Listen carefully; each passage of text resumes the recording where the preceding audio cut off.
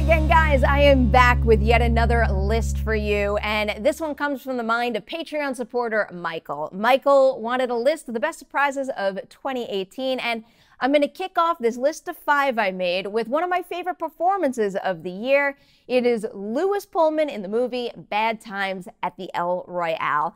I had seen Pullman in Battle of the Sexes as Larry Riggs, Bobby Riggs' son, and while I thought he was fine in the movie, it wasn't an especially exciting role. Then earlier this year, we got the movie Strangers Prey at Night, and while Pullman does get the best set piece of the film, which also happens to be one of my favorite scenes of 2018, otherwise, admittedly, I was kind of unimpressed, but to be fair there, I don't think that any of the characters in that movie were all that special. But then we got Bad Times at the El Royale, and Pullman's performance in that movie just completely took my breath away.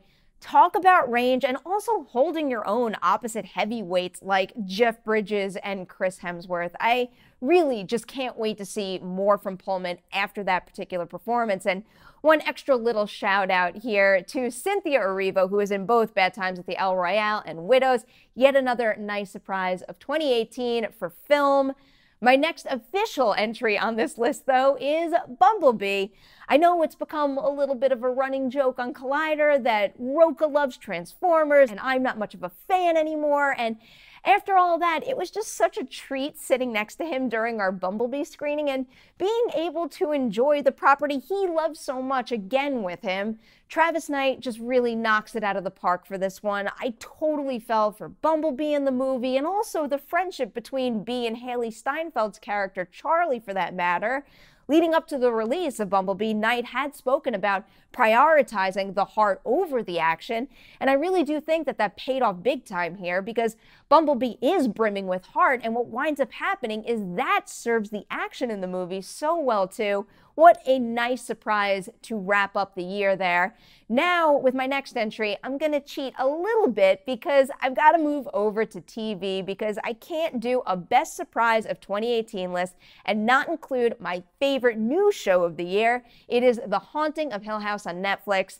I've enjoyed a number of binge watch-worthy shows recently, but this one kind of took it to another level where, one, it was nearly impossible to turn off no matter how late at night it was, and two, I was genuinely sad to say goodbye to the Crane family when I finished all the episodes.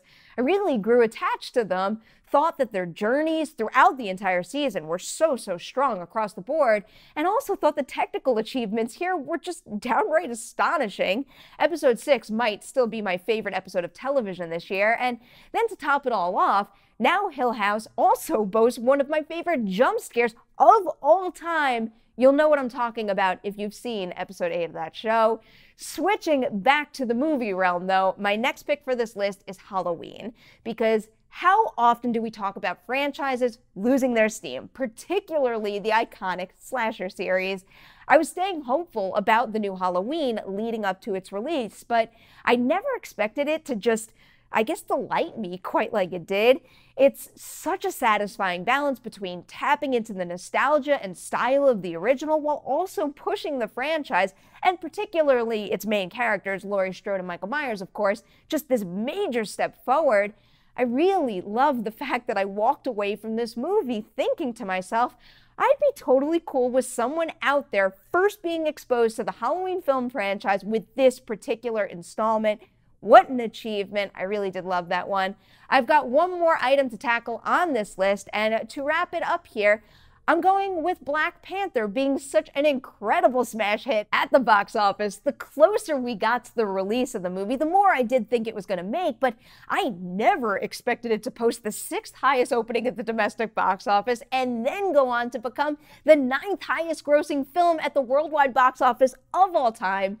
And even more than the money, to think about the real difference this movie made to so many people, and also the difference it's going to continue making in the industry overall, that right there is really something special. And I, for one, just cannot wait to continue to champion this movie throughout award season and then also well after. So there it is, guys.